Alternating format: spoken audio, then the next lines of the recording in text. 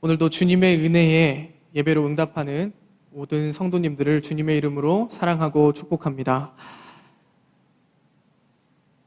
사업에 실패한 한 청년이 투신 자살을 너무 낙심해서 투신 자살을 하려고 고층 빌딩에 갔습니다.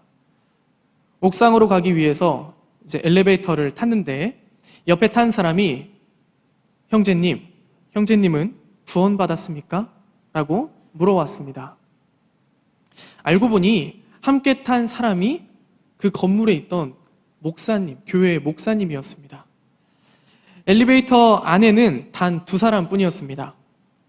잠시 침묵이 흐른 뒤에 목사님, 저는 지금 천국에서 너무나 먼 거리에 서 있습니다. 라고 대답했습니다.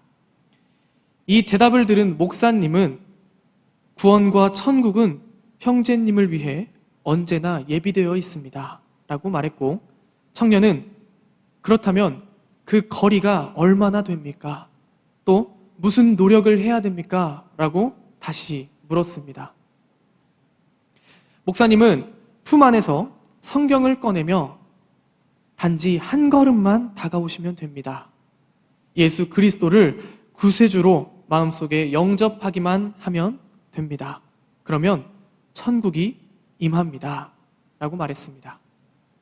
그 청년은 그 자리에서 눈물을 흘리며 자살을 하러 가려던 자신의 처지를 목사님에게 설명했고, 목사님이 청년을 위해 기도한 뒤에 자신의 입으로 예수 그리스도를 구주로 영접했음을 시인했다고 합니다. 우리에게서 구원은 그리 멀리 떨어져 있지 않습니다. 우리가 기쁠 때든 또는 슬플 때든, 방금 앞에서 이야기한 것처럼 사업에 실패해서 낙심해 있던 그 청년에게도 구원은 항상 우리 곁에 있습니다. 오늘 본문 요한복음 6장 16절에서 21절까지의 말씀은 오병이어 사건 직후의 상황입니다. 오병이어 표적을 눈앞에서 지켜보고 또 배불리 먹은 무리들은 예수님을 메시아라고 생각했습니다. 당시 유대인들은 로마로부터 해방해줄, 자신들에게 자유를 선물해줄 정치적 투사 또는 강력한 지도자를 갈망하고 있었습니다. 다시 말해서 로마의 지도 하에 오랜 세월 고통을 겪은 유대인들은 기름 부음 받은 왕이 필요했습니다. 자신들을 로마로부터 자유롭게 해줄 왕 말입니다. 그래서 물고기 2마리와 보리떡 5개로 그 자리에 모였던 5,000명이 넘는 사람들을 먹인 예수님의 능력을 보고 그들은 예수님을 왕으로 삼고자 했습니다. 하지만 예수님은 이를 거부하셨습니다. 왜냐하면 무리가 예수님을 왕으로 삼으려 한 이유를 알고 계셨기 때문입니다. 그들은 예수님을 진정한 영적 메시아라고 생각하지 않았습니다. 단지 그들은 육신의 배고픔을 채워주는데 더 관심이 있었습니다. 이런 무리들의 마음을 예수님은 누구보다도 잘 알고 계셨습니다. 예수님은 이 같은 피상적인 왕권제의를 거절하시고 제자들을 배를 태워 멀리 보내셨습니다. 그리고 예수님은 홀로 산으로 올라가셨습니다. 예수님께서는 무리가 생각한 정치적 혁명가가 아닌 영적 구세주로 자신을 영접하길 원하셨습니다. 그리고 오늘 본문의 내용이 이어집니다. 오늘 본문의 배경은 갈릴리 바다 한가운데, 그 바다 위입니다. 제자들은 예수님이 오병이어 표적을 행하신 디베랴를 출발해서 배를 타고 가버나움으로 건너가고 있었습니다. 그런데 제자들이 타고 가고 있는 배의 상황이 영 좋지 않습니다. 갈릴리 바다는 남에서 북, 위아래로 21km, 그리고 동에서 서로 약 최대 폭이 13km의 커다란 호수입니다. 그리고 이 지역은 내륙 분지에 자리 잡고 있어서 언덕들과 또 산들로 둘러싸여 있습니다. 그래서 서쪽에 위치한 지중해에서 불어오는 바람이 산 능선을 타고 넘어오면서 강한 돌풍을 일으킵니다. 갈릴리 바다에서 어부로 일했던 제자들 역시도 이런 바람이 불어와 파도가 치면 이겨낼 힘이 없었습니다. 제자들이 가버나움으로 노를 저어서 10여리, 그러니까 약 4km 정도 가고 있을 때 큰 바람과 함께 파도가 그들이 타고 있는 배를 덮치기 시작했습니다. 이미 해는 져서 온 사방은 어둠에 둘러싸여 있습니다. 아무것도 보이지 않는데 돌풍과 함께 파도까지 칩니다. 제자들에게 엄청난 공포가 밀려오기 시작했습니다. 그렇게 생사의 순간을 오가는 와중에 저 멀리서 무언가 물 위로 걸어오고 있는 것이 보였습니다. 본문의 평행구절인 마가복음 14장을 보면은 제자들은 그 예수님을 알아보지 못하고 오히려 유령으로 착각했습니다.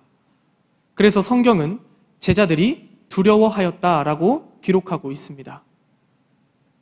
하지만 자신들에게 가까이 다가온 유령이라 생각했던 그 물체를 확인해 보니 그들의 선생이었던 예수님이었습니다. 예수님은 그들에게 내니 두려워하지 말라라고 위로하십니다. 여기서 내니, 즉 나다라는 예수님의 말씀은 두 가지 의미를 가지고 있습니다. 첫째, 나는 너희가 알고 있는 바로 그 예수다라는 인식을 촉구하는 의미와 둘째, 출애굽기 3장에서 여호와 하나님께서 나는 스스로 있는 자다라고 말씀하신 신적 계시의 의미, 이렇게 두 가지 의미를 가지고 있습니다. 그리고 예수님은 이어서 두려워하지 말라고 명령하고 계십니다. 이 명령은 구약 성경에서 하나님이 이스라엘 백성들과 함께 하실 것을 다짐하시면서 주시는 하나님의 특징적인 말씀입니다. 예수님은 하나님의 이 특징적인 명령을 오늘 본문뿐만 아니라 다른 여러 곳에서도 자주 사용하신 바 있습니다. 예수님께서 제자들에게 두려워하지 말라는 명령을 하시니 제자들이 예수님을 배로 영접했습니다. 성경은 제자들이 그냥 영접했다가 아니라 기뻐서 영접했다라고 기록하고 있습니다. 여기에 기뻐서에 해당하는 헬라어 에델론, 이 에델론이라는 단어는 그들이 원하고 있었다라는 뜻을 가지고 있습니다. 그래서 공동번역 성경을 보면 21절 말씀을 이렇게 번역하고 있습니다. 제자들은 예수를 배 안에 모셔드리려 하였다. 다시 말해서 제자들이 전심으로 예수님을 영접하려고 했다는 뜻임을 우리는 알 수 있습니다. 예수님을 영접한 제자들이 탄 배는 이윽고 목적지인 가버나움에 도착하게 되었습니다. 예수님을 영접함으로 제자들은 두려움에서 벗어나 목적지에 도착할 수 있게 되었습니다. 두렵고 어두운 바다 한가운데 덩그러니 흔들리던 제자들이 예수님을 만난 후 다시 평안을 찾게 되는 순간입니다. 요한은 같은 이야기를 기록한 마태와 또 마가와는 다른 하나의 기적을 기록했습니다. 공관복음에 의하면 예수님은 배에 오름과 동시에 먼저 거센 풍랑을 잔잔하게 하셨습니다. 요한만이 유일하게 그 부분을 빼고 오늘 본문처럼 기록했습니다. 요한이 유일하게 기록한 것은 목적지까지 한참 동안 남아있던 배가 예수님이 승선하심과 동시에 곧바로 목적지에 도착하게 되었다는 이야기입니다. 마태, 마가와는 다르게 요한은 예수님을 영접한 후에 제자들이 받은 은혜를 더 집중적으로 다루고 있습니다. 갈릴리 바다 위의 사건은 이미 구약에 기록된 사건과 너무나도 정확하게 일치하고 있습니다. 시편 107편 25절 이하의 내용은 이렇습니다. 제가 읽어드리겠습니다. 여호와께서 명령하신즉 광풍이 일어나 바다 물결을 일으키는도다. 그들이 하늘로 솟구쳤다가 깊은 곳으로 내려가나니 그 위험 때문에 그들의 영혼이 녹는도다. 그들이 이리저리 구르며 취한 자같이 비틀거리니 그들의 모든 지각이 혼돈 속에 빠지는도다. 이에 그들이 그들의 고통 때문에 여호와께 부르짖음에 그가 그들의 고통에서 그들을 인도하여 내시고 광풍을 고요하게 하사 물결도 잔잔하게 하시는도다. 그들이 평온함으로 말미암아 기뻐하는 중에 여호와께서 그들이 바라는 항구로 인도하시는도다. 아멘. 요한은 이 감사의 시편에서 칭송하는 하나님의 구원 행위에 주목했습니다. 그날 밤 갈릴리 바다 위에서 예수님에 의해 성취되었다는 관점으로 본문의 사건을 요한은 기술했습니다. 즉, 다른 여러 사건과 함께 오늘 본문 역시도 구약의 사건이 성취되었음을 요한은 우리에게 가르쳐 주려고 했습니다.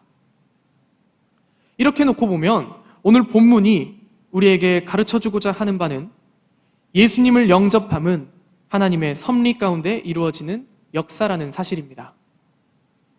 또한 하나님께서 우리에게 창세 전부터 준비해 주시고 계획하신 은혜임을 알 수 있습니다. 그 안에서 오늘 본문은 영접한 자의 모습을 우리에게 선명하게 보여줍니다. 오늘 본문 말씀은 우리 인생의 항해에서 예수님을 영접하라고 촉구하고 있습니다. 하나님을 영접함으로 주님의 구원 역사에 참여하라는 놀라우신 은혜가 우리에게도 주어졌습니다. 예수님을 영접하기 전과 또 영접한 후의 모습을 우리는 제자들의 모습을 통해서 분명하게 구분할 수가 있습니다. 먼저 예수님을 영접하기 전 제자들의 모습을 살펴보면 이렇습니다. 그들은 그들의 힘으로 노를 저어 가야 했습니다. 디베랴에서 가버나움까지 약 12km입니다. 우리 교회에서 직선 거리로 동군산 IC까지가 약 12km 정도 됩니다. 그들은 이 거리를 노를 저어서 가려고 했습니다. 그렇게 제자들이 간 거리는 약 4km. 그러니까 여기서 월명체육공원까지 노를 저어서 갔습니다. 아직 반절도 못 간 상황입니다.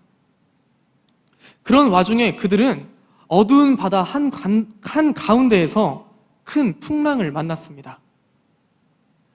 이제 여기서 죽는구나 라는 생각이 그들 마음 가운데 들어오게 되는 순간입니다. 힘들고 지치고 두려움과 죽음이라는 공포가 그들을 휘어 감았습니다.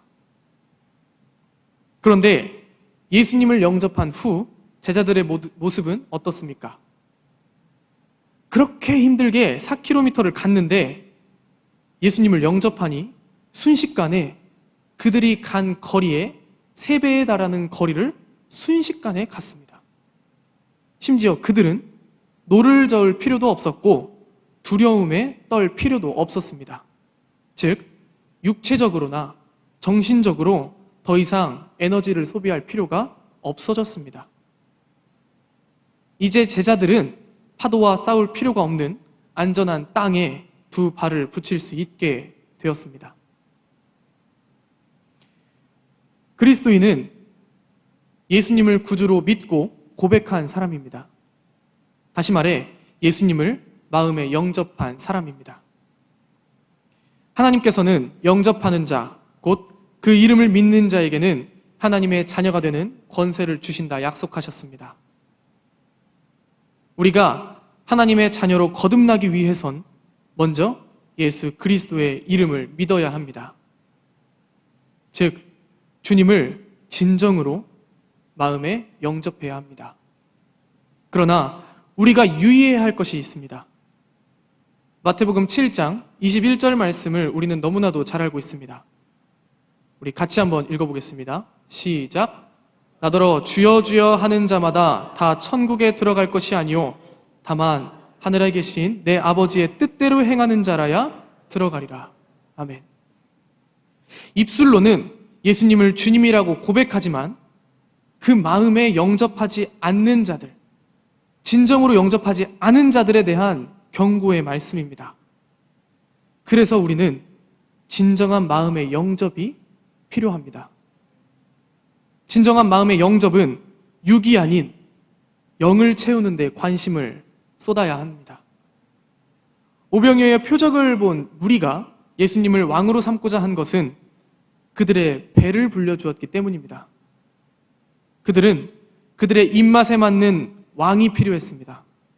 그래서 예수님이 자신의 배를 불려주자 억지로 예수님을 왕의 자리에 앉히려고 했습니다.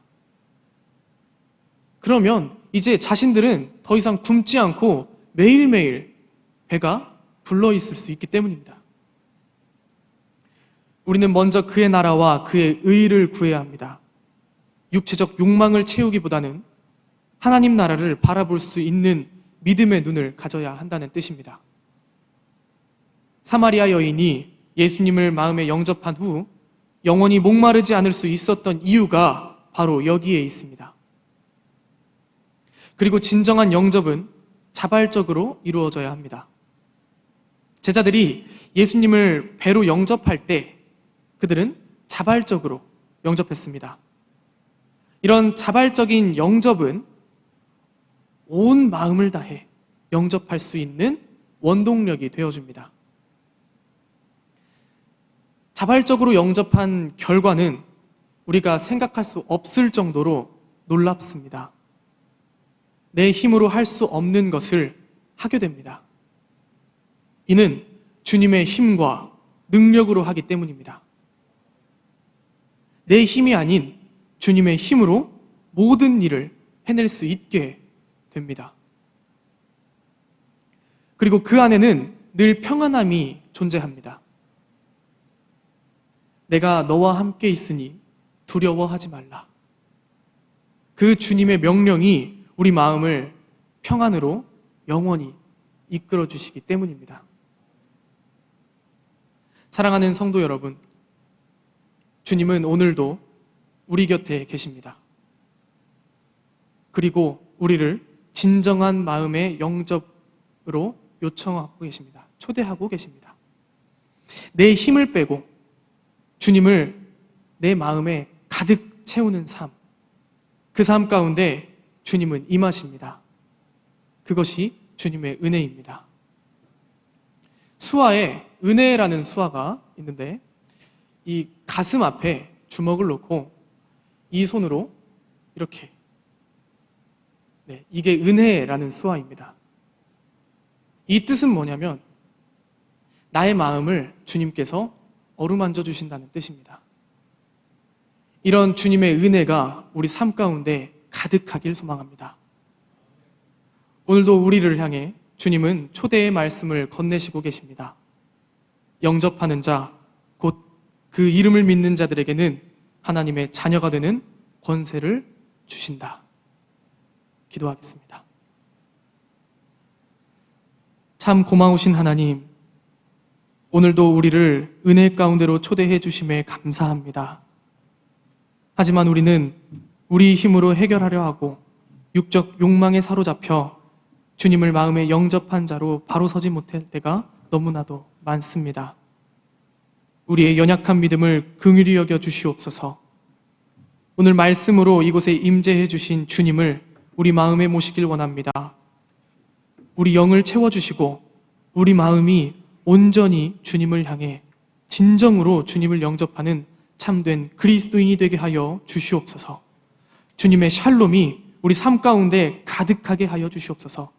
주님의 은혜로 우리를 어루만져 주시옵소서. 감사드리며 내 삶의 주인 되시는 예수 그리스도의 이름으로 기도드립니다. 아멘.